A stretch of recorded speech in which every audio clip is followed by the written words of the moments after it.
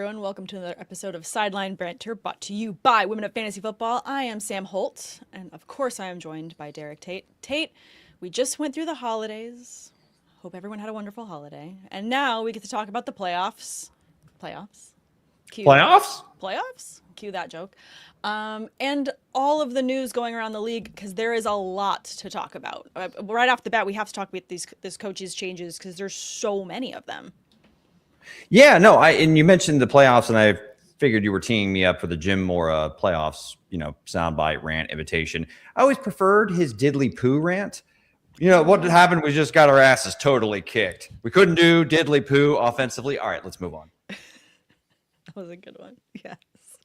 Guys, if you're tuning in, please throw any questions you have in the chat. Maybe it's for a guillotine league that you're joining, because there are guillotine leagues right now to play in terms of the playoffs, which makes it super fun. We've also probably going to do some best ball leagues. If you have any questions there, or dynasty questions, happy to answer any of those. Or if you just have commentary on what's happening in the league, would love to hear your takes. But Tate, right off the bat, lots of coaches changes. I know you have the news pulled up. There are several that are now out officially. The biggest news came today, though. Yeah, John Harbaugh, after 18 seasons, out as the head coach of the Baltimore Ravens. And Sam, this is a perfect segue. And I know we're not going to focus too much on Week 18, but that was essentially the start of the playoffs, was that final matchup between the Pittsburgh Steelers and the Baltimore Ravens. Sam, it felt like there were so many different storylines flying all over the place. Would John Harbaugh get fired? Then it felt like Mike Tomlin might get fired. And then it just went back and forth.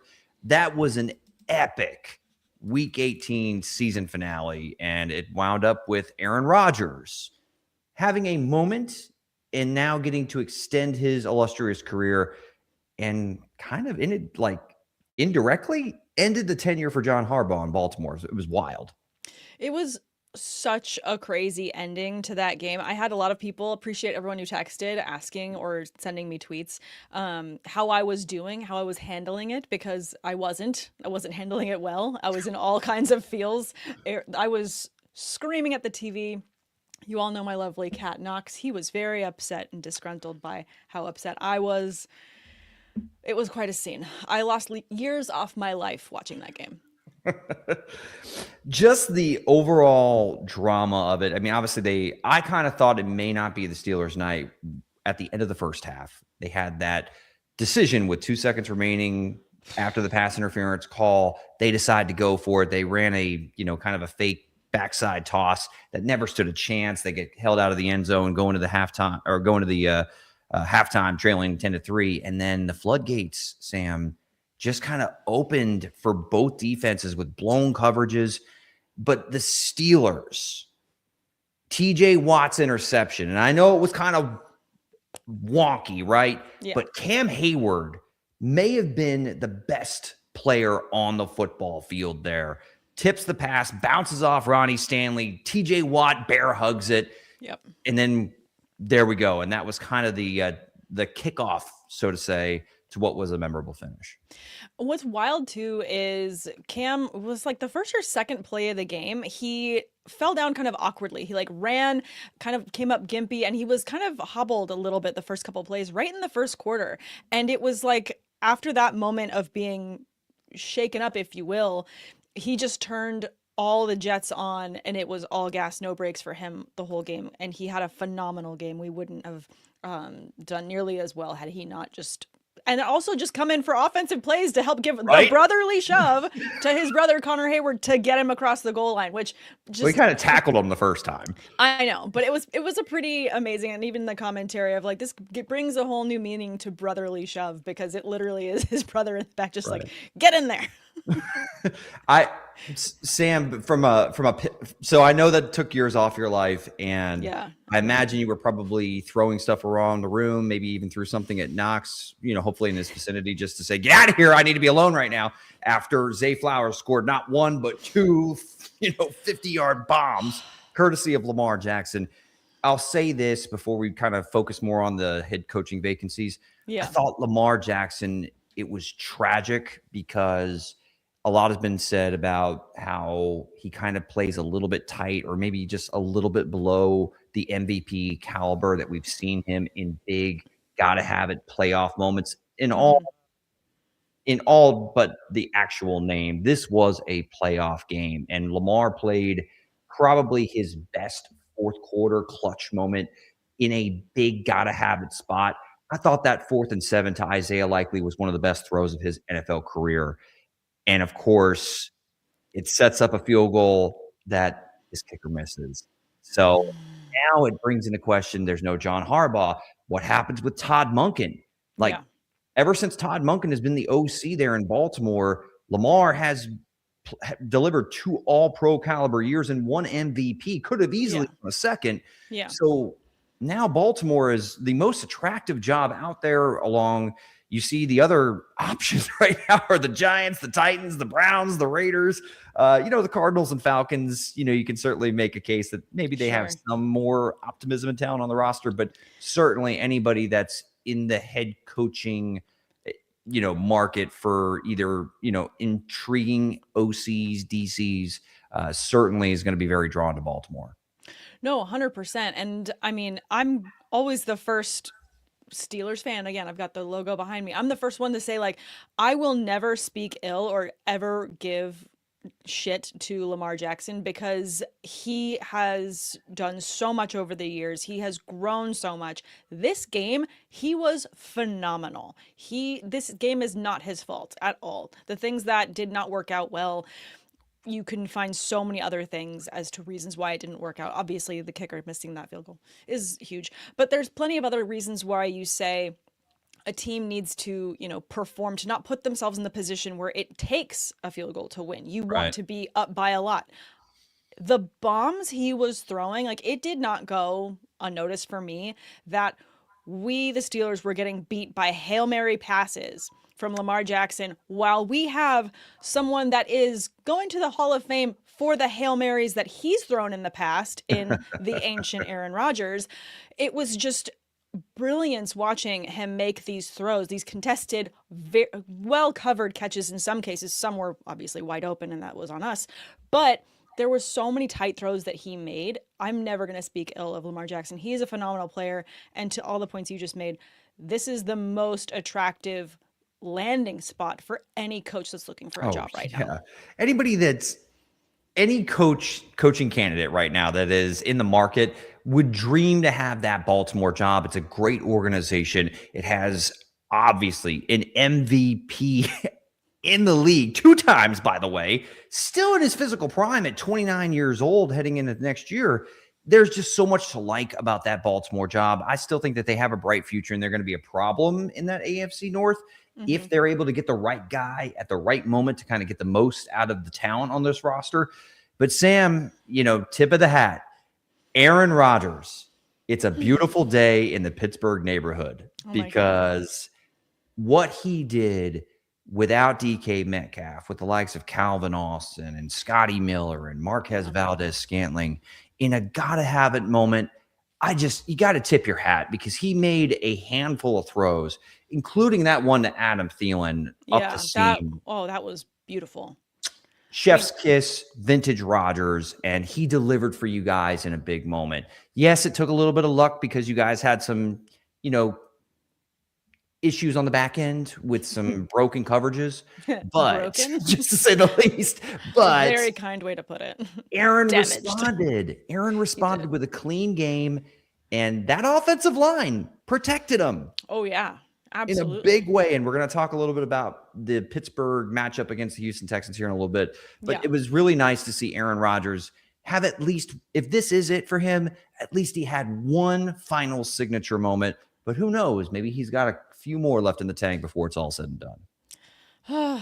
Gonna do one of these. Just, we'll see what else we have left in the tank for the Steelers. But I want to finish talking about the Ravens and some more of these, obviously coaching vacancies we have to talk about. But when the news came across on my phone and I saw the ESPN notification from Shefty saying that Harbaugh was out from the Ravens, I was in the middle of a call because I am a professional at work, and of course I'm doing other things, and I see my phone, and I interrupted who I was having a call with, and very eloquently just screamed in the office, "Oh my God, what just happened?" And of course, I'm on a call. There's people behind me, and everyone's like, thankfully, some of my coworkers know me well enough that they're like, it's probably football news. Like, I don't get that elated for anything else, but I had to explain to my coworker what this significance was. And it's really hard to, paint a picture of it, of just how significant this is. But it's like,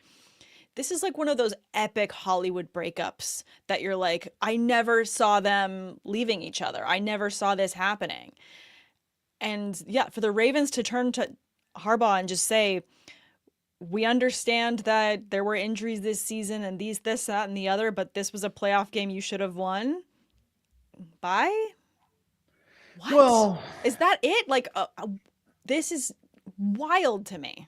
yeah, Sam, I don't know if it's necessarily just this game, right? Because this whole season, and I understand there's been a lot that's happened. The defense was really banged up earlier in the year. And then when they started to get a little bit healthier, Lamar got hurt, and Lamar never really got healthy again. And this was a snake-bitten year. And even in this game, it felt like every 3 plays, a Raven went down and had to cut to commercial break because there were more injuries throughout this last game that happened. Kyle Hamilton was a big loss. Big loss. So I get it.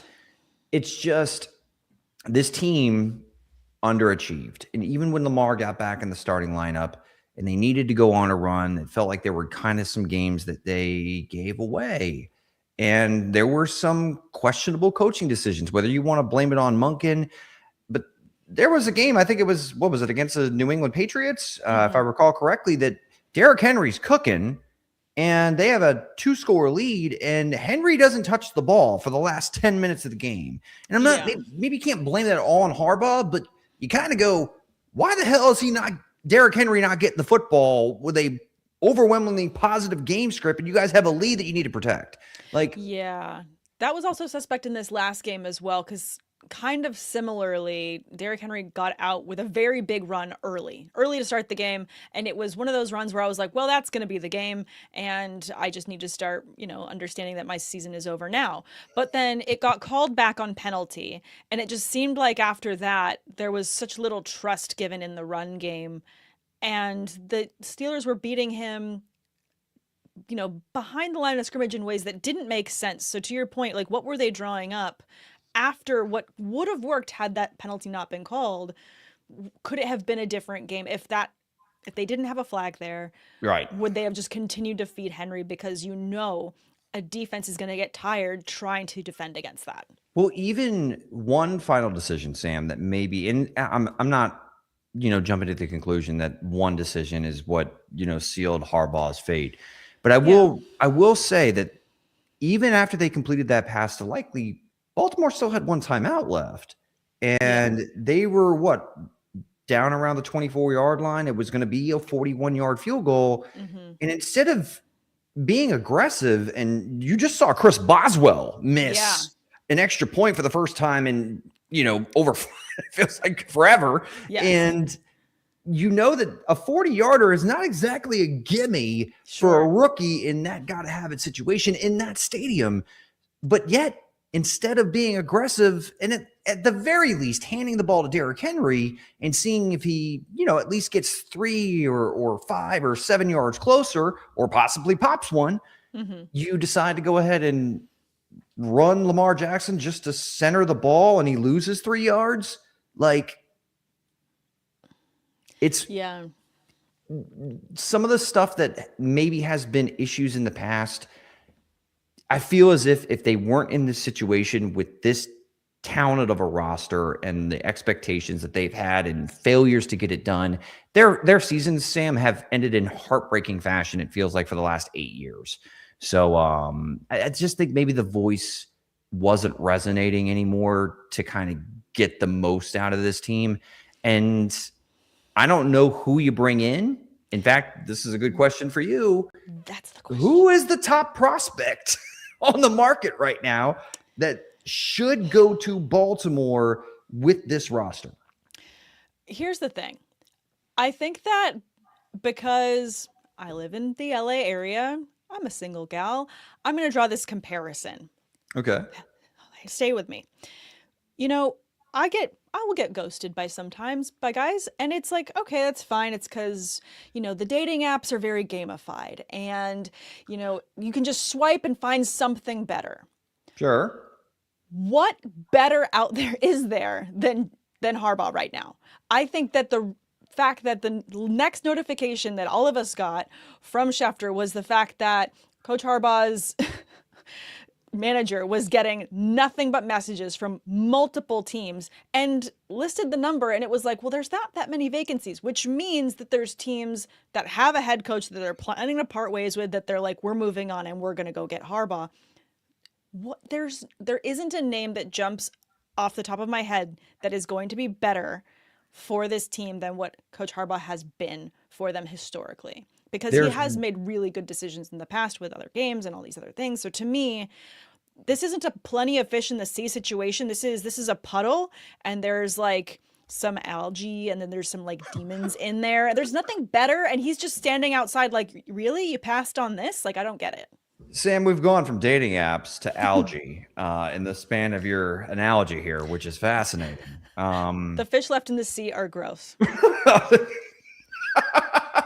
Well, and by the way, I mean, you talked about, well, it's easy to swipe right and find somebody else. On this side of the table, not as much, but I digress. Regardless, this isn't about dating apps and my dating life. Anyway, I'm trying to continue your analogy. Let's go ahead and bring it back to who I think could be a good candidate. Sure, yeah. Who could be a good candidate for this? I'm just crashing out. It's fine. I'm going to say Brian Flores, the defensive coordinator for the Minnesota Vikings. Now, I know the rage is to go and get an offensive-minded guru, go find the next Liam Cohen or, Ben Johnson or something like that, right? Of course. But, if that pool just isn't there, or, maybe you think Kevin Stefanski's the guy. Okay. But the defensive culture there in Baltimore is always what has been kind of the heart and soul and identity, even while Harbaugh was there.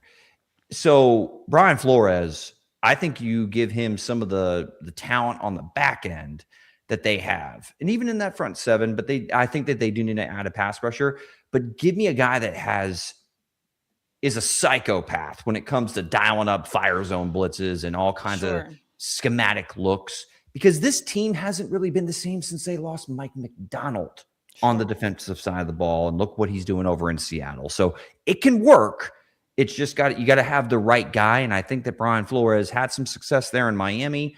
And then you kind of take a look at, you've already got the quarterback position figured out, because there was a little drama there with Brian Flores and Tua Tagovailoa. Sure. Don't have to worry about that there in Baltimore. Just go fix that defense. Find, if you want to keep or consider keeping Monken, or find another OC. Cliff Kingsbury just became available. Sure. There are some other options, but you got a lot of talent on offense. Get somebody in there to kind of right the ship on defense. I think Baltimore will be just fine. I think that's the right way to look at it, because, to your point, the offense is not the problem. I mean, you can say plus or minus, for fantasy purposes, who you're going to lean on at receiver and different things. But Lamar Jackson has proven that he is an amazing quarterback, not only rushing, but in the passing game as well. So this isn't necessarily the part that you need to fix.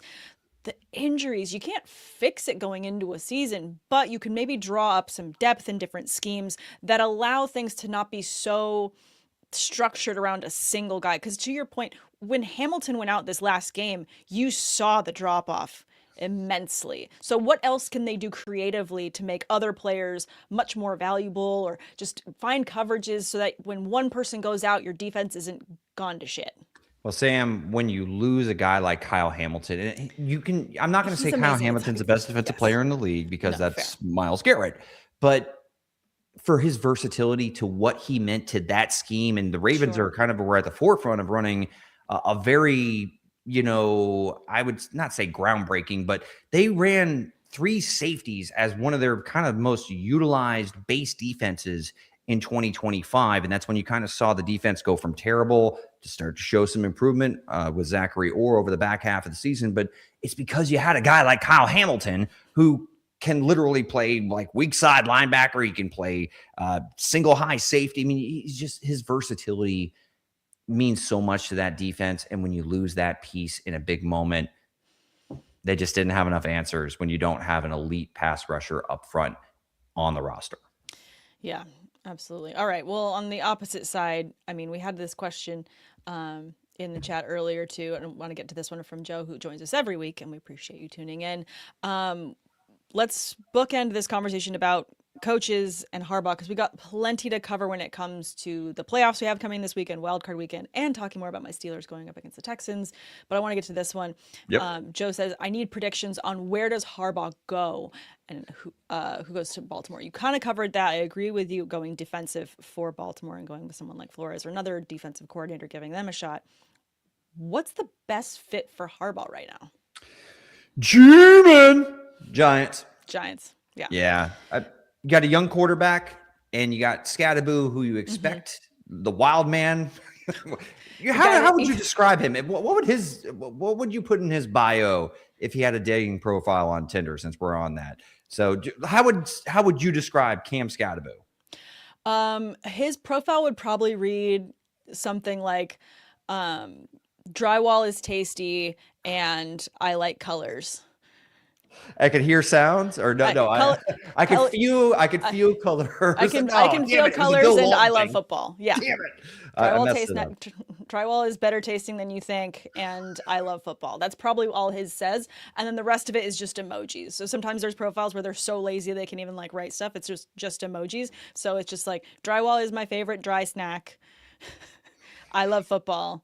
And then just like a bunch of like flexing emojis of just like that and like football emojis. The point I was trying to make, that I don't know, came to a screeching halt and completely screwed it up and ran into a parked car, was they have a running game, an identity. And then also on the defensive side of the ball, they really have some really nice pieces. I actually think that it would be a pretty nice fit there for John Harbaugh in New York. I think that would be a really good fit. And again, you go to legacy, tenure. There's been a lot of turnover with other teams. The Ravens have had 3 head coaches. So you know that when it comes to building a culture of success and of, going forward and doing big things, Harbaugh does that very, very well. Yep. And to your point, having such young offensive minds like Jackson Dart, like Scadaboo, there's Malik Neighbors, like when he comes back healthy too, like that's just such a packed offense. And to your point, great defensive, positioning.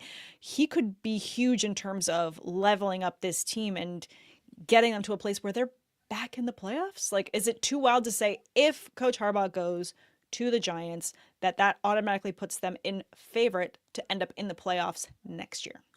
I certainly think that would put them in the wild card mix. Yeah. I think it's a good fit there. Other attractive jobs, Kevin Stefanski, Sam, 2-time coach of the year out there with Cleveland, and you can say whatever you want about, the whole Shador Sanders situation. I think that contributed to it, but ultimately I think this guy can coach on the offensive side of the ball. And now all of a sudden you're looking at vacancies with quarterbacks like Lamar Jackson and Jackson Dart and Cam Ward and Michael Penix. And you could get a chance, if you're with the Raiders, to go draft the number 1 quarterback in this class. Yeah. So where do you think the best fit is for Kevin Stefanski? That's a great point too, because I feel like Stefanski, again, coming from the Browns and being able to get wins out of nothing and with, some sort of collage of a quarterback over the years, because they've never had consistency at that position either, given the injuries and the turnover they've also had. I feel like he'd be a really good fit with, I don't know, probably like Atlanta, maybe the Raiders in terms of a rebuild, just because when you're looking at like DIY projects, and the Browns have been DIY for like ever in terms of like rebuilding, doing what we can and being scrappy. I feel like the Raiders might be a good fit for him in terms of just like, I know how to do a lot with a little, give me like my tiny budget and I can go make masterful things. I think that could be a good fit too. It's going to be really interesting knowing that Tom Brady's going to be in a lot more conversations going into this year. He's been, with the Raiders 1 year. We don't know how much he was involved in those meeting rooms, but if they're going to make a change now and they have the number 1 pick, there's going to be a lot going into what they do with this draft to be successful for next year.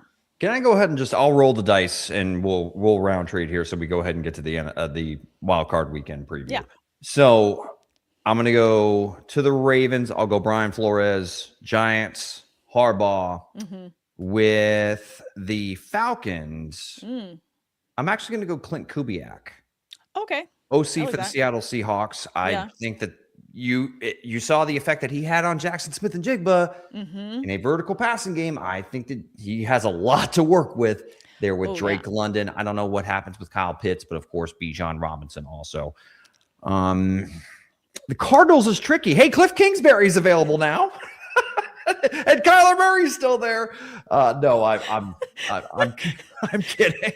But boy, would that be? Oh my God, they could do hilarious. Something really funny. Welcome back. Let's run it back. No. Actually, Cliff Kingsbury to the Titans with Cam Ward, kind of try to open up that offense. I think that he could do a lot of those RPO heavy concept schemes that saw Jaden Daniels get off to a nice start to his career. And then Stefanski's got to go somewhere, Sam. I'm going to say the Raiders.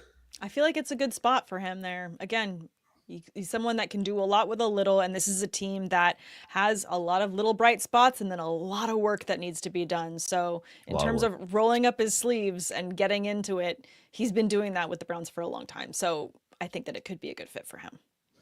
Yeah, and then the Cleveland Browns, no idea.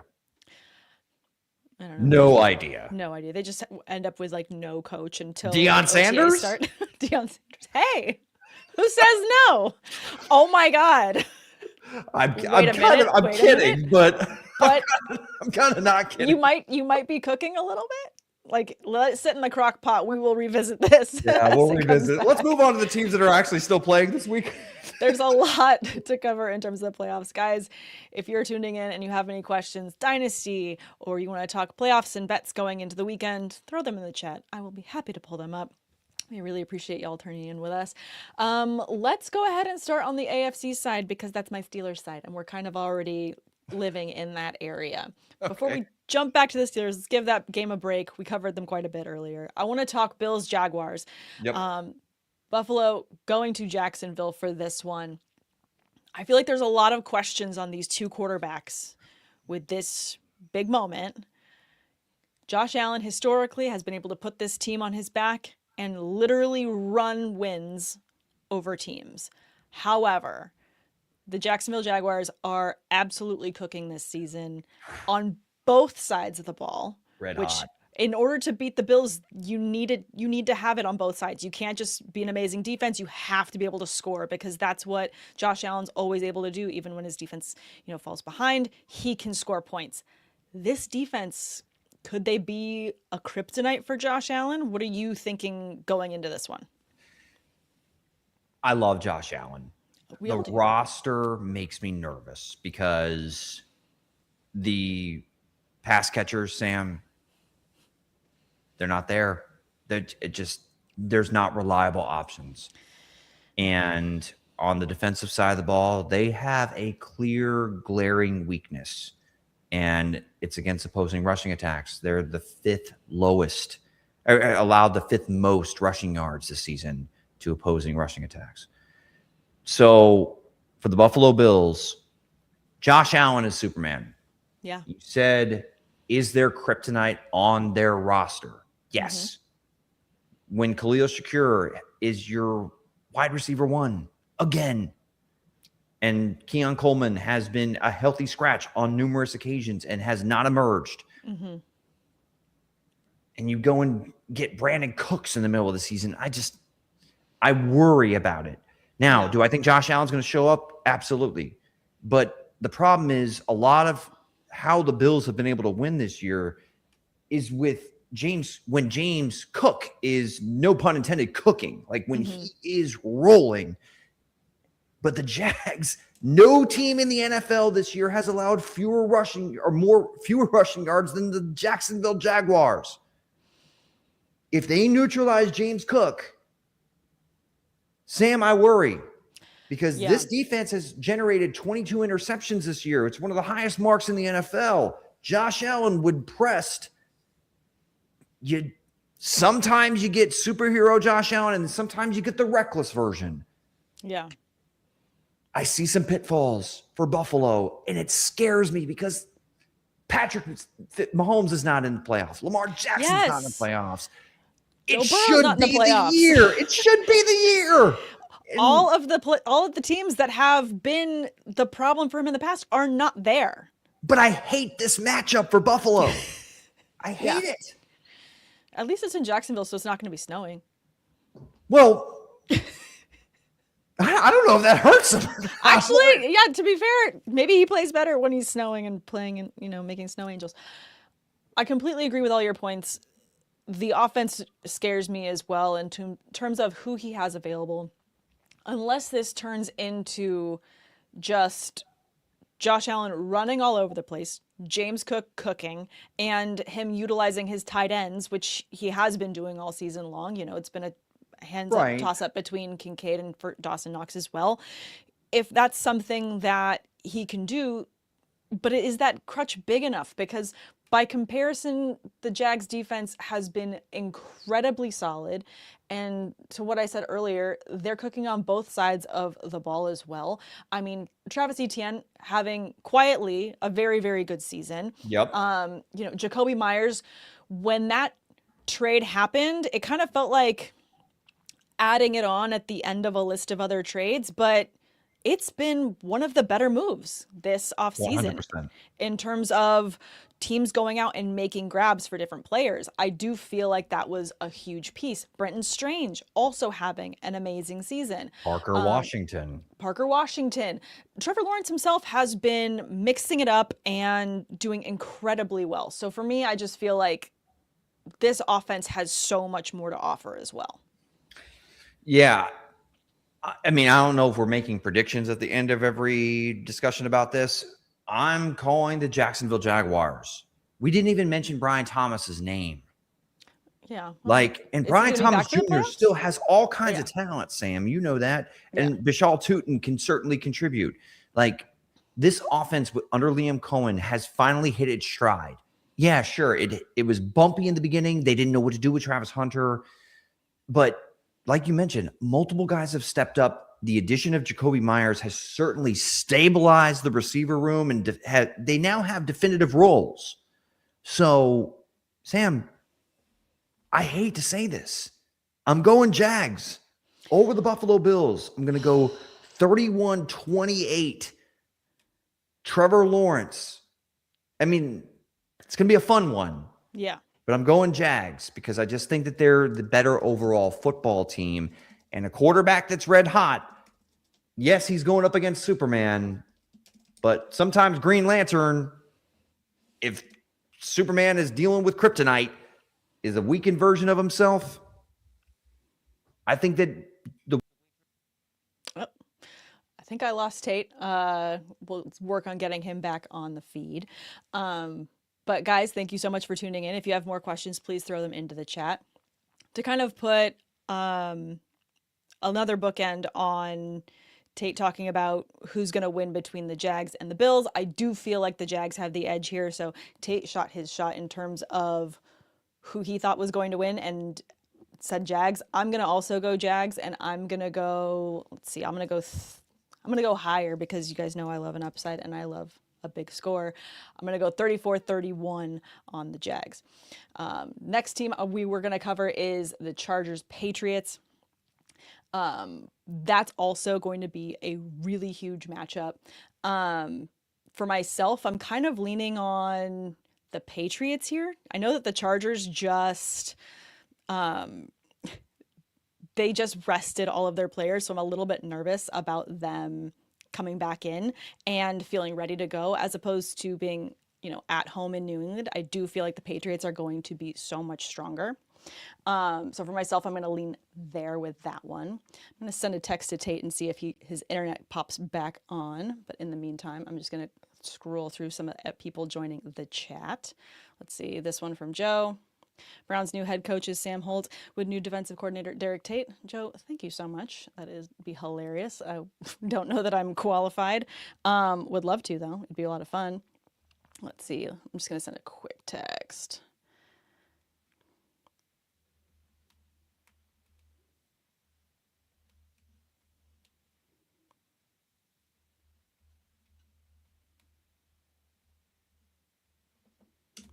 And then let's see. We also got to talk. Oh wait, let's see. I think that Tate's back. Let's see. Tate, did I lose you? Yeah, my take on Josh Allen was so controversial that apparently StreamYard said, I don't like it, so I'm getting rid of you. Apologies about that. But No, yeah, you're I think good. the Jags over the Bills 31-28. Well, I vamped a little bit while you were out, and I just said I'm going to take a little bit higher score, and I'm also going to go Jags. I'm going to go 34-31 for them. And then started talking about the Chargers. I do feel like there's a lot that makes me nervous about that matchup. Chargers in New England. I'm a little bit nervous the fact that the Chargers had to rest so many people and they're dealing with so many injuries. So I'm kind of leaning Patriots there. So I don't blame you for going with the team that's looked better all year. And the Chargers have a glaring weakness.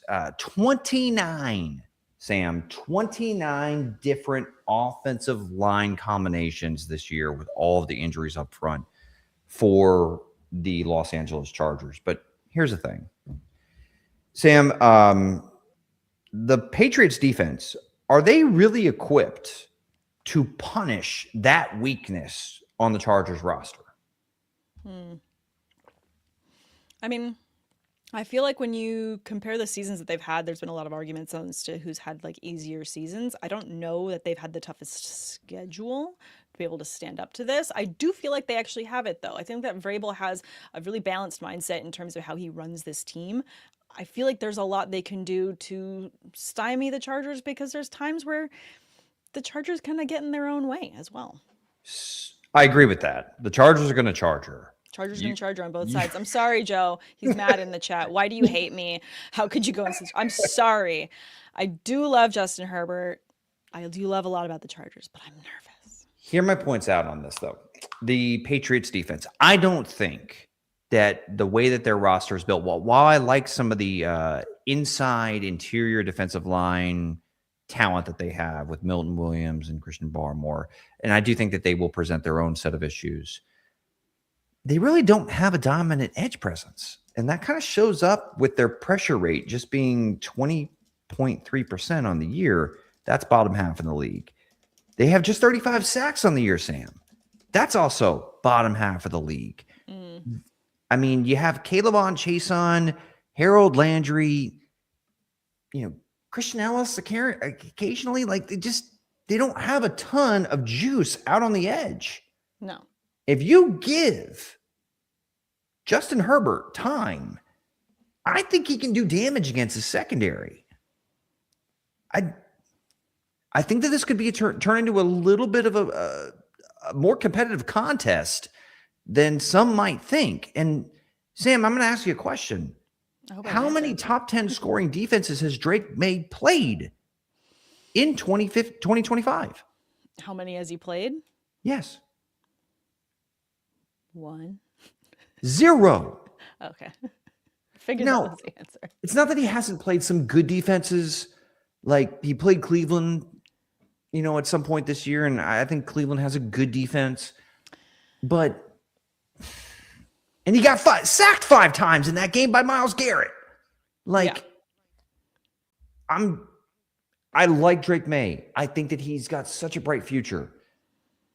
Justin Herbert, though, is also one of the best quarterbacks that he's faced all year, Sam. I mean, he played Josh Allen twice. Yes, he split with him. And then you also had a compromised Lamar Jackson. Who else has Sam Darnold play? I mean, excuse me, not Sam Darnold. Drake Maye played. I mean, Baker Mayfield. And that was a close game, but it was more so like they relied on multiple explosive runs from Travion Henderson. Again, New England can win this game. I'm actually going to go Chargers. I'm going to go Chargers 27-23 over the New England Patriots. I think that Chargers defense is being a little bit overlooked. And speaking of Harbaughs that can coach, Jim Harbaugh's a pretty damn good coach too. I know Mike Vrabel's awesome, but Jim Harbaugh's pretty damn good himself. I'm going to say that Justin Herbert finally gets over the hump and gets his first playoff win. And Drake Maye, while he's had a great year and he can build off of this moving forward, I think it's just a bad matchup for the New England Patriots. Okay, so what's your score prediction for that one then? 27-23. 27-23. Okay. Charges. Charges. Go Charges, go. I'm going to go a little lower. I'm totally prices writing you on all of your scores by just like going like a tick lower or a tick higher because I understand how this game is played. I'm going to actually still go with the Patriots, but I'm going to go 23-21. Ooh, okay. Just I feel like there's going to be a decent amount of back and forth. I feel like it's going to be a lot tighter of a game. And I think Drake Maye is going to have a great game. I think that I'm going to call my shot here a little bit matchup wise. Christian Gonzalez is awesome, right? Carlton Davis is a nice corner. What's Marcus Jones going to do against Ladd McConkey? Like, I think that that's a matchup that if New England can't get pressure with their front four, can they hold up on the back end? Because Los Angeles does have a lot of nice pass catchers if they're given time to be able to get down the football field. So I think that that's where the matchup I'm going to be watching the most. All right. I think that's fair. All right. Let's talk about my Steelers and my Texans. This is going to be fun because it's Monday Night Football. I love that we get a little bit of a break because my heart needs a little bit of a break after this weekend's game. We talked a ton about the Steelers to begin this episode. I want to give time and the flowers to the Texans, who've also had an amazing season, and their defense is cooking. I mean, DeMeco Ryans is an amazing coach. Talk about amazing coaches. He's had another amazing season. I'm very nervous. The only positive besides the fact that we get DK back is that the Steelers are at home. These are all positives going into our column because that crowd can shake the stadium in a really positive way for the Steelers. And also, did you catch this little bit of news before the Steelers game that there was a priest that was blessing the field before the Steelers game and he threw holy water on the end zone that the Ravens kicker missed? Yes, I did. And I saw some AI recreations of that exact moment. Yeah, it was pretty amazing. Absolute gold, yes. So we're going to need that priest to come back on Sunday or on Monday.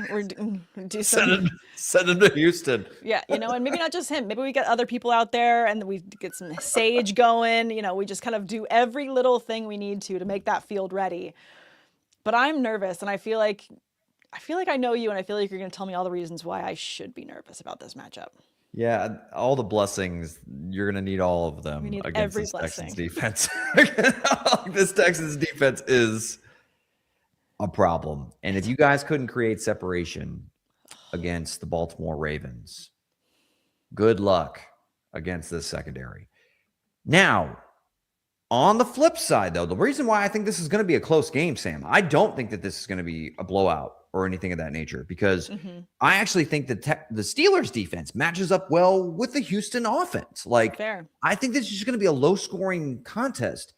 And if that's the case, I actually think the Steelers have a puncher's chance with Rodgers trying to play a clean game, get the ball quickly out of his hands.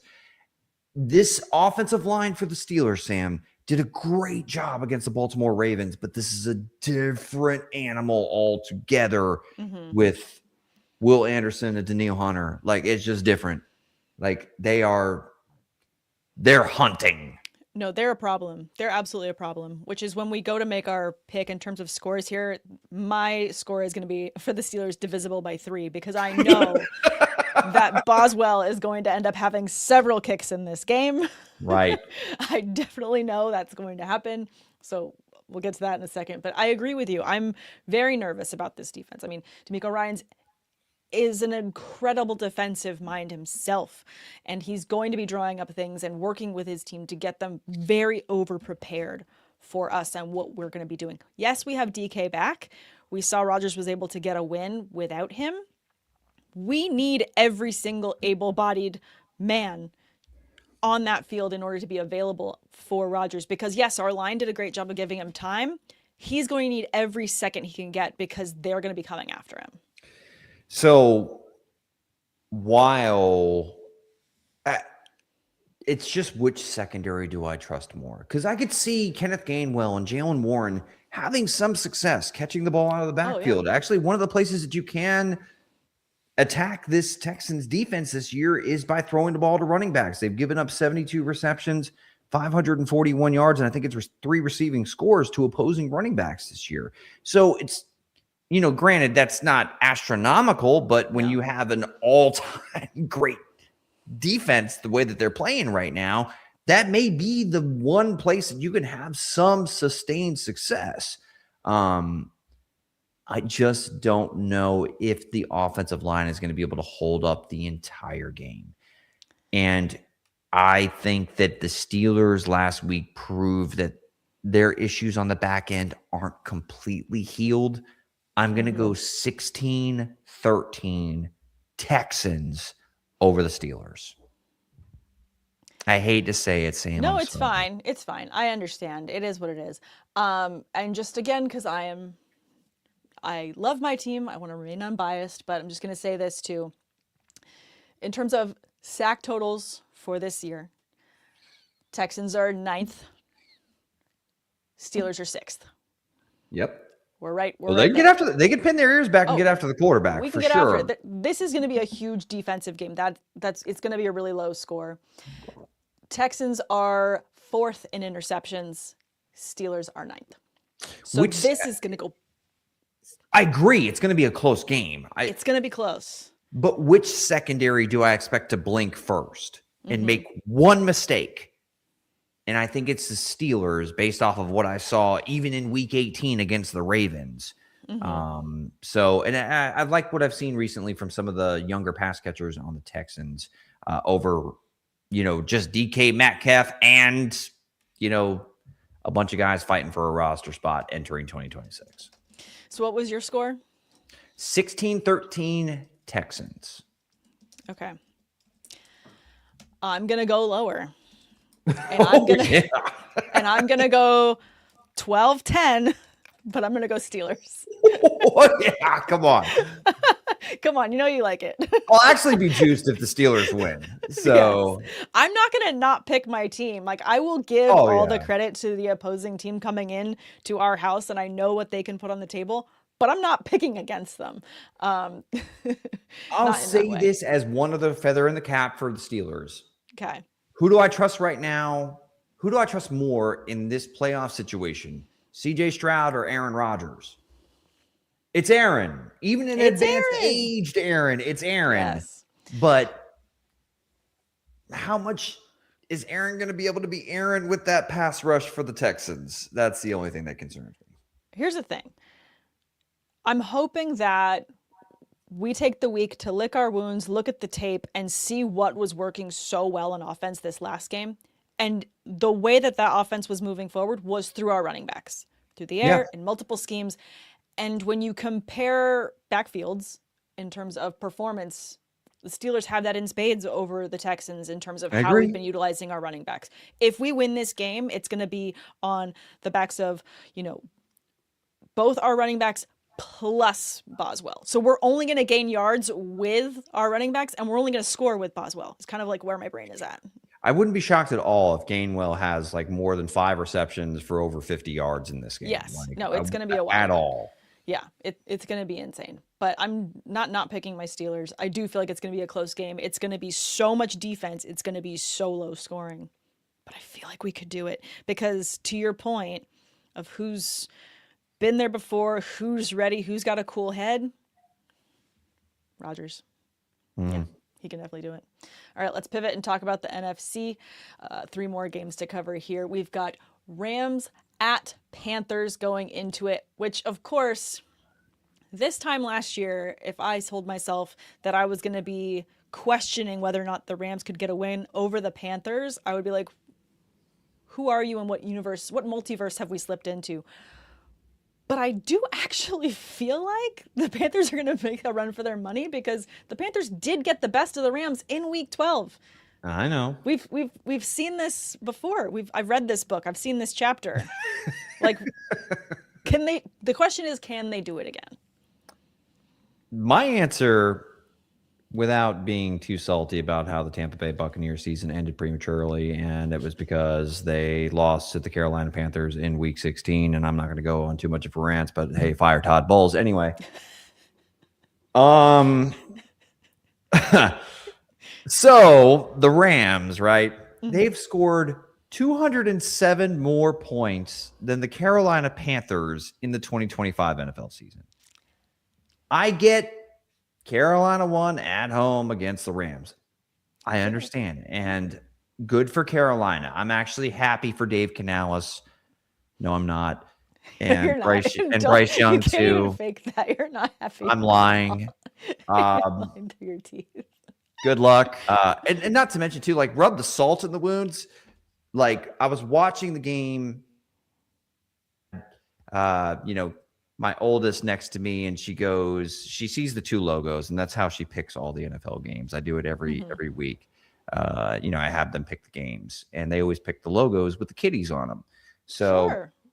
I'm like, hey, go Bucks. And she's like, no, go Panthers. And I'm like, no. And I'm like, no. You can cheer for the Jaguar, kitty, but not the Panthers. And she's like, go Panthers. And I'm like, oh, God.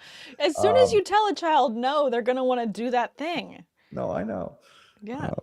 Well, she got her wish. Go Panthers. So, if it's her blessing, then they win this week. But no, give me the Rams. I'm going to go no way.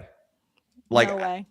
I think that there's a 99.9% chance that the Rams are going to handle business. I heard some noise about how once upon a time the Seattle Seahawks at 7-9 upset Drew Brees and the New Orleans Saints when the Seahawks backed their way into the NFL playoffs as well once upon a time. But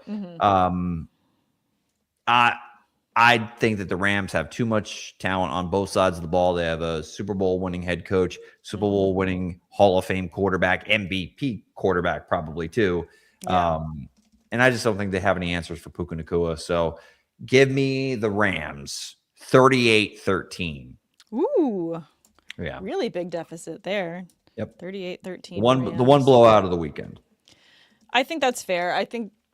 I do feel like, as much as that game they got, McVay is not one that you like. This is not a fool me once, fool me twice. He is a fool me once, and it's never happening again. So there is zero chance he's going to let them walk away with a win over him. I agree. I feel like the Rams also offensively just have so much more, on deck and ready. They've had to win without Devontae Adams for so many weeks, and they've been able to utilize multiple pass catchers there. They've made every single tight end a factor in every game that they've had. When they haven't had Adams, they've been leaning on him. Plus, they have Puka Nacua. They've also been saving their running backs and being able to use Corum in different situations. But now you're going to just have the full offense. This is what we've been resting different guys for. There's no way this isn't. It's not going to be a blowout. I'm not going to blank the Panthers, but I'm going to say it's going to be 36-10, and I'm definitely Price is Righting you, and I'm going to go Rams on this one as well. Stop doing that. I'm doing it anyways. I don't care. Every time, and you're definitely Price is Righting me. This is how you play to win the game. Damn it. All right, next one. I'll make the scoring pick first, and then you can Price is Right me. Okay, fine. I can play fair. All right, we got another fun grudge match rivalry between the Packers and the Bears, and this is another one where I do feel like this is going to be who is the better coach, given the pieces that they have, because there's a lot Ben Johnson has to prove with this playoff berth for the Bears, and I am nervous for the Packers because they've also had so many injuries on offense. Jordan Love doesn't always have it. And I feel like Ben Johnson could just win. I don't want to say winning on vibes, but the energy that the Bears have coming into this playoff situation, right? It's so hard to put a stop to that. So for me, I'm right out the gate. I'm leaning Bears with this one. Oh, Sam.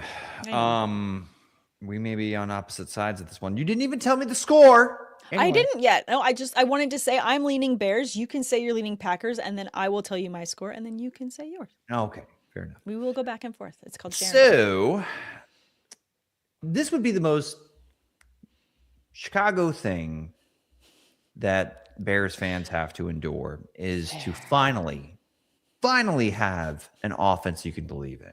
Yeah. And you run into those pesky Green Bay Packers that have had your number for the better part of two decades, 3 decades, really. Sam, I have major concerns about the Chicago Bears defense. Okay. I just do. I mean, they got lit up by Brock Purdy a couple weeks ago. And I know the Packers have completely, gone in reverse, but somehow still landed in a parking spot that lands in the playoffs in the NFC. They lost all the momentum when they lost Michael Parsons. Yeah.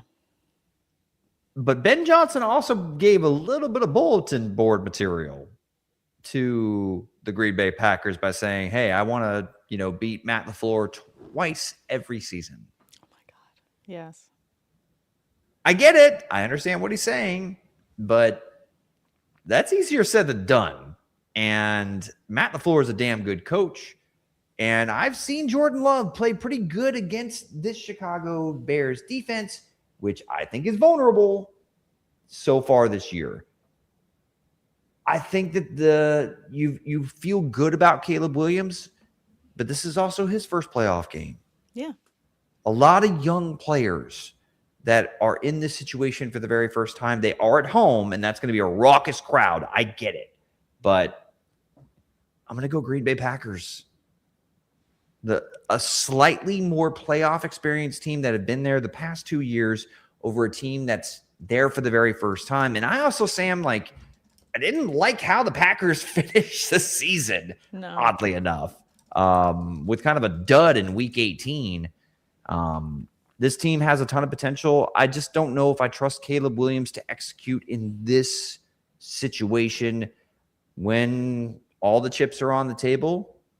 And I'm going to go with Jeff Hatley. I'm going to go with Matt LaFleur and Jordan Love, who is a very hot and cold quarterback himself. But I did see him earlier this year throw 3 touchdown passes against the Chicago Bears defense that still doesn't feel quite right, even with Jalen Johnson back in the mix. Fine and fair. I'm still going to stay Bears, and I'm going to give you my score before you give me your Packers score. Okay. And it's going to hinge on this. Number 1 team in interceptions. Mm-hmm. Chicago Bears. Okay. I feel like this Bears defense is going to be a problem for Jordan Love trying to get his pass catchers available. I feel like they're going to frustrate him, and I do feel like based on that little bit of frustration, the offense is going to be able to come back out on the field for the Bears and be able to get some fun, very Ben Johnson-esque creative plays done just to keep the good times rolling. Okay. And I feel like the energy that this defense, when they get a pick, what it does to the rest of the team is going to be, that Space Jam, Michael Jordan's secret stuff going into every quarter that's going to keep them going and keep them in it. So for me, I'm going to say Bears, and I'm going to give you my score. I think it's still going to be close, but I do feel like I see Bears 24, and I'm going to go Packers 17. Okay. Sam, the one thing I'll say for the Bears that made it a little bit tricky for me to call this game in favor of the Packers, I really like what I've seen in the expanded roles of Colson Loveland and Luther Burden. Like the two rookies have kind of started to find their footing a little bit with Rome Odunze on the shelf. That part and their running game. They've been consistently a better running team this year than the Green Bay Packers. I understand. I'm going to still stick with the pack, though. Stick with the pack. And I don't think it's going to be pretty. I think it's going to be 20-16. Okay. Packers. All right. I think Sorry, that's Chicago. fair. I used to live in Chicago. They're going to hate me. So it's so weird that you're just so out on it, but it's fine. All Traitor. Traitor. Tater the traitor? Tater the traitor. Could get that trending. Last game to cover, Niners in Philadelphia against the Eagles. Oh, this one has so much on both sides of the ball. I feel like the Niners are one of those teams that they've had so many very significant struggles this season, and it's like, but somehow they're still in it. And again, another team rolling off of vibes, rolling off of wins. They did just lose, obviously, to the Seahawks this past weekend, but it wasn't for not a lack of their trying and all of their efforts on multiple sides. The defense was solid. I feel like the offense, you can't count out Christian McCaffrey, so I feel like there's a lot riding high there. The Eagles haven't had the best season in terms of scraping together what they did coming off of their win last year. And it really hasn't looked like the same team necessarily. It feels like things have been shaken up. The playbook looks different. Players aren't getting used the way they should. Barkley's not getting used the way he should. A.J. Brown only recently has been getting the ball the way he should, but it's not been balanced. So I feel like there's a lot more question marks for the Eagles for me. I don't know who I'm going to pick yet, though, and I kind of hope that we can. I know I'm hyping all this up for the Niners because they're coming off of so much, but the Eagles are still the Eagles, and they did just win the Super Bowl last year. So can they do it again at home? So once upon a time, Sam, the first Brock Purdy run was cut short because of, what was it, a torn UCL, I think it was, in the NFC Championship game against these Philadelphia Eagles. A little bit of unfinished business for San Francisco. So, Sam, where I'm going to preface this, right, is that I know that Brock Purdy had a rough game against Seattle Seahawks. I know that he's a bit of a gunslinger and can put the ball in harm's way, which is a variable that's very dangerous against a good defense. But I'll argue, who's been the better coach this year, Kyle Shanahan or Nick Sirianni? Shanahan. I don't even think it's close. I think it's Shanahan. I tip my cap to Robert Saleh and what he's been able to do with this defense, considering the losses they have sustained. I just trust the 49ers a little bit more than the Eagles. The Eagles are more talented. They are. They're at home. They're defending Super Bowl champions. But Sam, I do not trust them. No I don't. trust. I am going to go with the San Francisco 49ers.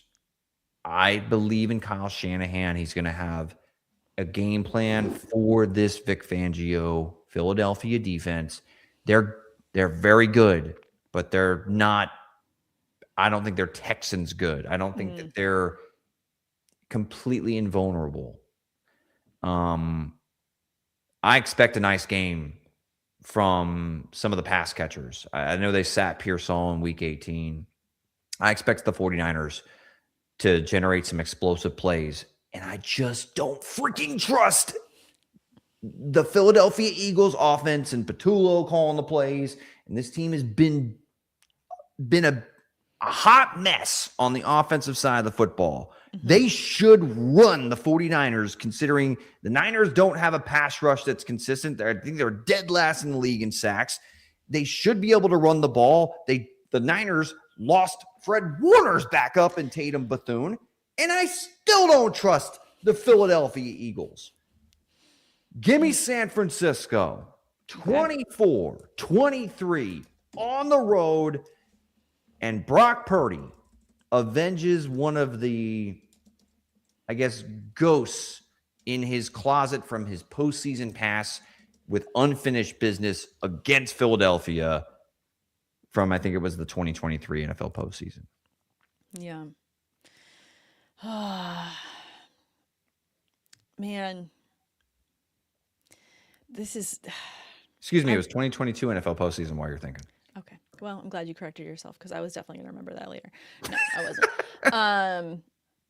Man, I really wanted to pick the Eagles going into this because they're at home. And I do feel like I've called a couple games here so far where not just going with the home team, going with, some people coming in and stealing one away. And I do feel like The Link is a very difficult place to win. But I just feel like there's something this Niners team has going for them right now in terms of just things clicking at the right time with where we're sitting in this season. And I feel like the Niners have a lot more at stake in terms of moving this franchise forward. And I think when that goes into it, this is like, you can't just say, like, happy players play better, but there is something in the locker room right now for San Francisco where there is an energy of the Super Bowl is in San Francisco.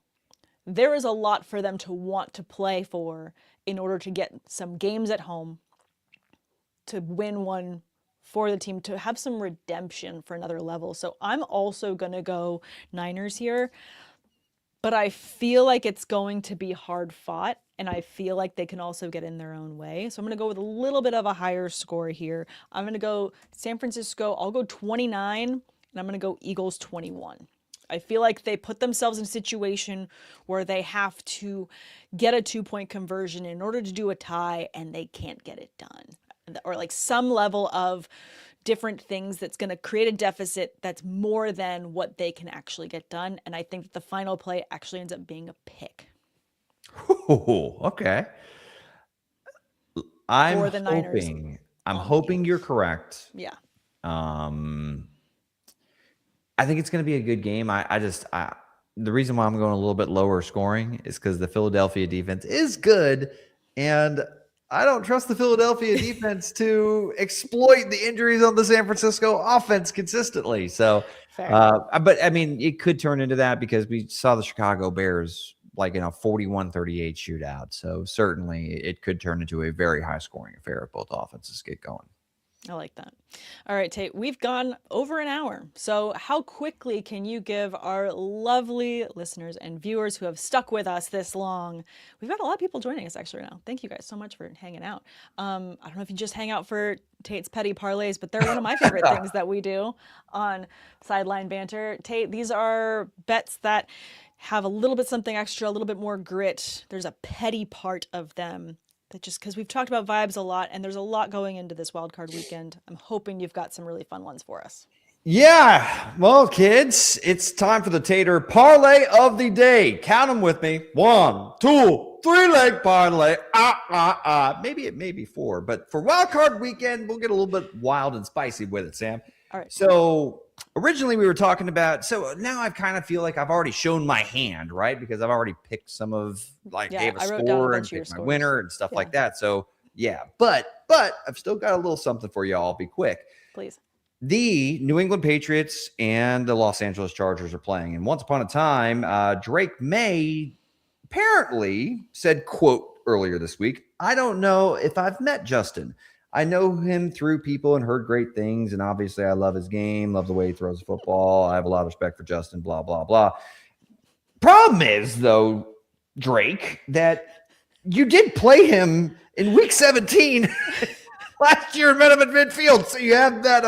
And maybe Justin Herbert, maybe just takes a little bit of, well, let me go ahead and remind you of exactly who I am. Mm-hmm. Because like I mentioned, the New England Patriots, the Los Angeles Chargers being able to topple and upset the Patriots on the road, I think it's a big day. The way it happens is through Justin Herbert and his arm.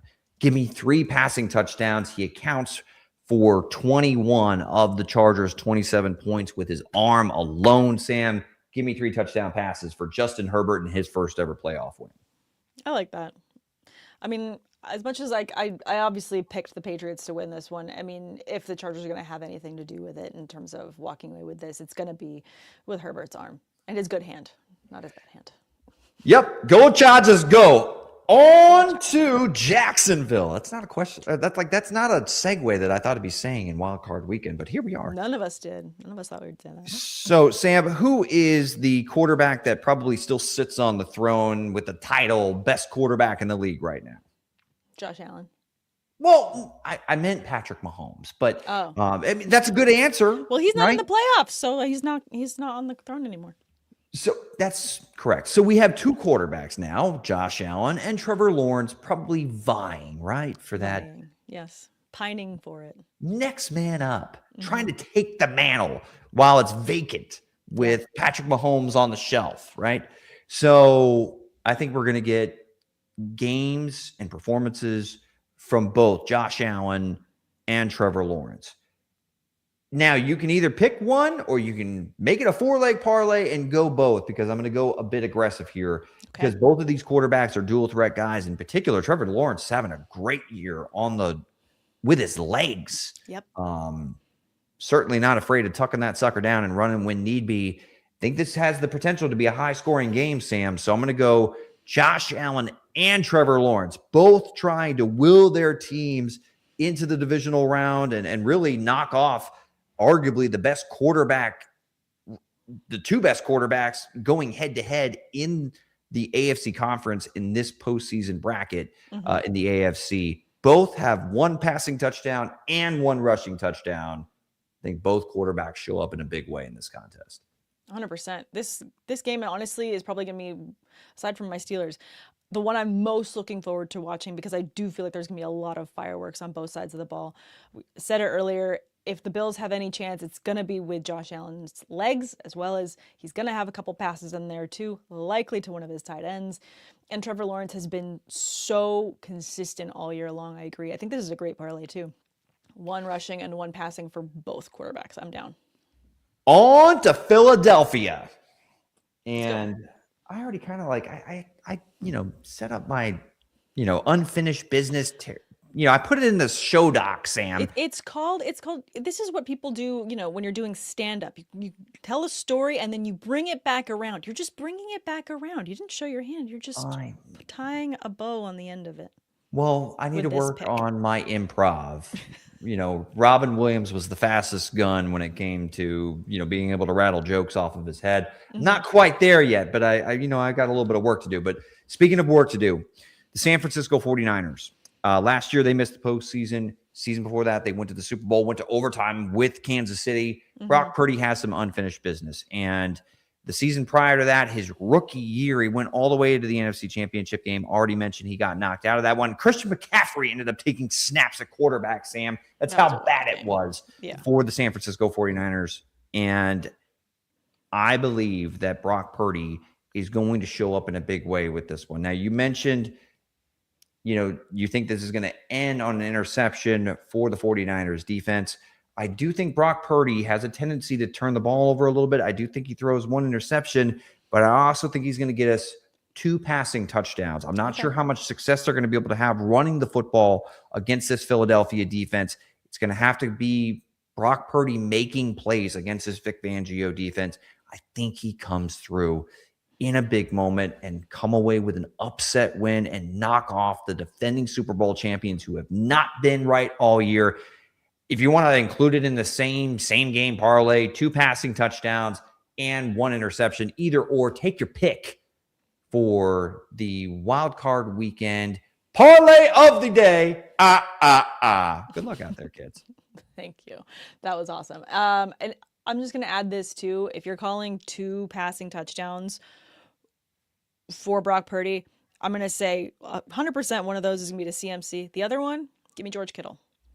Ooh, there we go. Talk about another guy that wants to see this team and push them through to the next round, because they have so much skin in the game. This game means a lot for San Francisco on so many different things. I mean, obviously it means a lot for the Eagles as well. They just won the Super Bowl last year, showing that they are, creating another dynasty is huge because of what the Chiefs have already done in creating legacy and being contenders back to back, making it through the playoffs. This is huge for the Eagles, but all the points you just made of the Niners having so much to play for because they've been so close and been out and in and out, injuries or different things, this means a lot. And if you want to go off of vibes and hype, George Kittle is no better person to put that on the back of. So I do feel like if they're going to have success, it's going to be with him.